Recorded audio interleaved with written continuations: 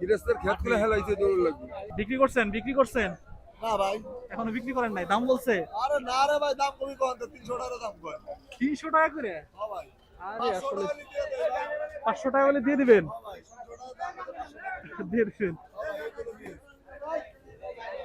দর্শক দেখতে পাচ্ছেন যে 300 টাকা করে মন বিক্রি আসলে বলতেছে, দাম বলছে 300 টাকা করে, উনি 500 টাকা হইলে দিয়ে দিবেন। এই হচ্ছে পেঁয়াজ, এই হচ্ছে পেঁয়াজ, এই হচ্ছে তোমার। এটা কত বলে? আমাদের হাতে দামই বলে নাই। আপনারটা দামই বলে নাই? না, চলে না। আমার 1200 টাকার উপরে তো খরচই পড়ে গেছে। 1200 টাকার উপরে শুধু খরচই পড়ছে। দর্শক দেখতে পাচ্ছেন যে এই পেঁয়াজ মনে 1200 টাকার উপরে আসলে খরচ, কিন্তু এই পেঁয়াজ এখন 800 টাকা 850 টাকা করে আসলে বিক্রি করতে হচ্ছে। এর কারণ কি মনে করতেছেন? যে এই যে নিম্নমুখী দাম, এটার কারণ কি মনে করতেছেন? এইটা এখানে আমরা কিভাবে বুঝবো যে কারণ আমাদের ফলনের জন্য না তাদের আওতা নাই নাকি, এইটা আমরা নিতে পারবো। কত করে বিক্রি করলেন? কত করে বিক্রি করলেন? 950 টাকা। আপনি কি সর্বোচ্চটা বিক্রি করলেন নাকি এর থেকেও আরো দাম আছে? সর্বোচ্চ 950 টাকা বিক্রি হয়েছে। তো দর্শক দেখতে পারলেন যে সর্বোচ্চ দাম দিয়ে কিন্তু এই পেঁয়াজটা আসলে কেনা হয়েছে। এই পেঁয়াজটার দাম হয়েছে 950 টাকা করে। আজকে সর্বোচ্চ বাজার কিন্তু এই পেঁয়াজের। এই ব্যাপারী, কি খবর? কত করে কিনতেছেন আজকে? আর বললেন না, কারণ গৃহস্থ শেষ, ব্যাপারী আসলে পেঁয়াজের দাম, হতাশ, কোনো গৃহস্থের মুখে হাসি নাই, আর ব্যাপারী তো গেছে প্রত্যেক চালানে লস। প্রতিমন পেঁয়াজ যদি 1000 থেকে 1200 হয় তাহলে কৃষকও বাইচে থাকবে আর ব্যাপারীও বাইচে থাকবে।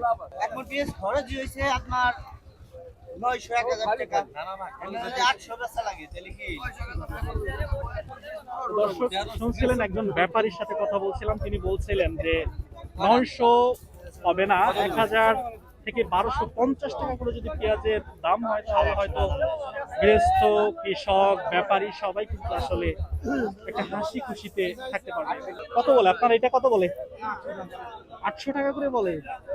হাই রে হাই, কত করে বিক্রি করলেন? 860 টাকা করে।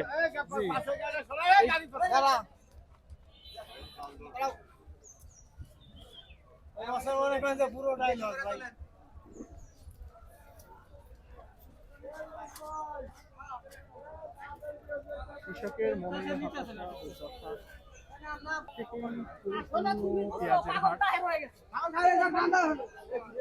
খুবই জ্যাম এবং